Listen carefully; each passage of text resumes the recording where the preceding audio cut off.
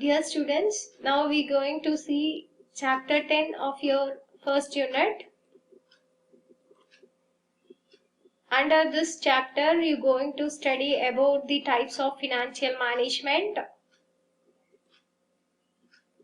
First one is capital budget management.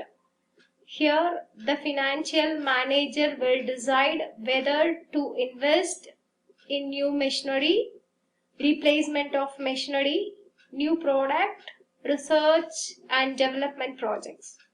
That is, before buying a new machinery or replacing the old machinery and manufacturing a new products, and also before going to research and development project, he will decide whether it's worth or not, right?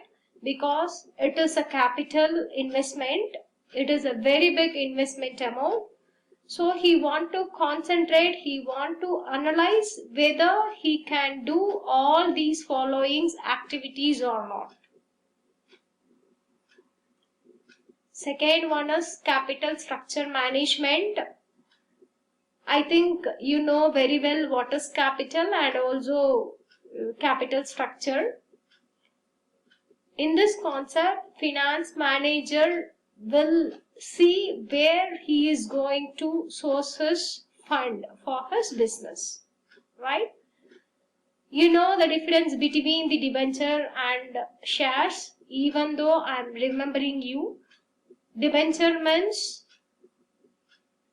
the capital is raised from the public,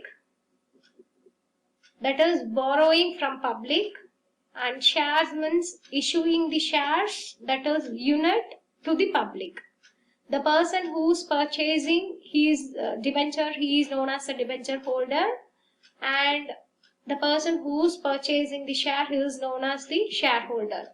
In the concept of the debenture, the business is running in a profit or it's running in a loss. The debenture holders will not bother about the financial status of the company and all. They will expect only the percentage of the interest according to their contract, right? While coming to the shareholders, if the business is running in a profit, they may get more profit. But if business runs in a loss, they will not get any dividend from the company, right? So that is known as the shares. Shareholders are known as the real owners of the company, and also these shareholders will be allowed to take important decisions, and also they has the voting rights. And next, the third one is working capital management. Working capital means you know very well that the company want to have some cash in the organization to meeting out the day-to-day expenses. Example, for purchasing raw material, for paying the wages, for paying the salaries and all, right?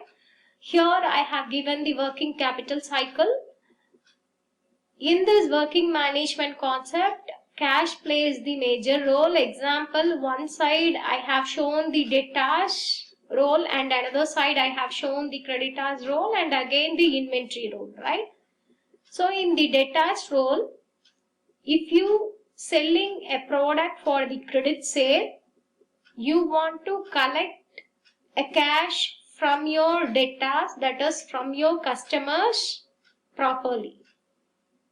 And another side, if you getting a raw materials from your suppliers for the credit purchase, you want to again pay to the creditors in a prompt time. For that you need a cash.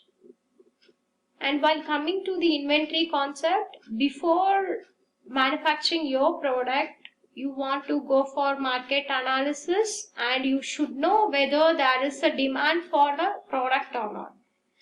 If there is a demand, you can manufacture more goods. If there is no demand, you should not go for it. Yes, that's what. If you not going for analysis, You keep on making your production process, you keep on making the finished goods and dumping your products in the warehouse. It's waste of capital. I mean, it's a waste of cash, it's waste of your effort and all. Okay, producing more products and keeping in a warehouse, the cash will lock there itself, right? So before making a product, you want to go for analysis. Otherwise, if there is a no demand for your product, it will be locking as a stock. Okay, cash will be not there for your company process again to proceed. So that's what this working capital management will plays the major role in maintaining the cash inflows and cash outflows of your company process.